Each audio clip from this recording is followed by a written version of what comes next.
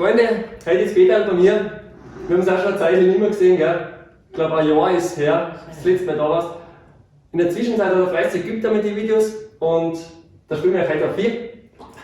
Machen wir zuerst einmal ein Brücke, einen Flutz. Gemütlich. Ein gemütlicher, genau, sagt man, ja. Ich schicke dir ein Bustal.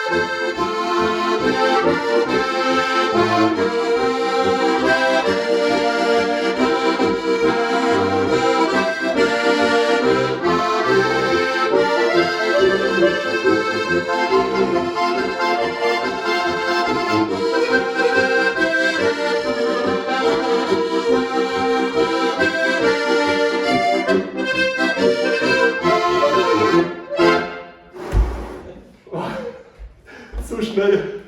Ich sogar mal langsam spielen und. Aber Peter macht das gut, ab und zu schnell spielen ist auch gut, gell? Genau. Vor allem mit dem Bass begleiten ist echt, also, wow, das ist echt schwer, weil es so schnell wird und der Bass, dass man den noch sauber und flott spielt. Aber ab und zu eine gute Übung, vor allem, dass man mit dem Bass schnell und sauber bleibt.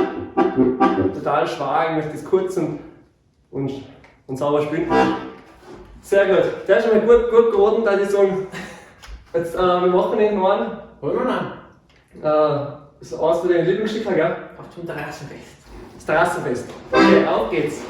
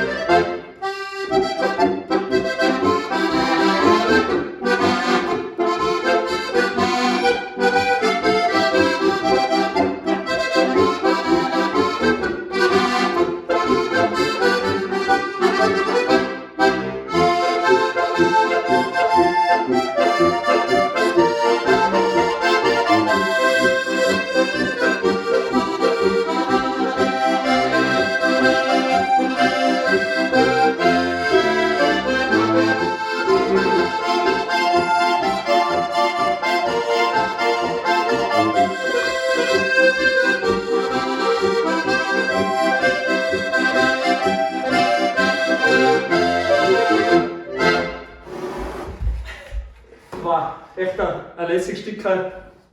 Ich würde sagen, bis jetzt die beste Version da von dem Stück vor der Kamera. Also, bis zum nächsten Mal, bis bald.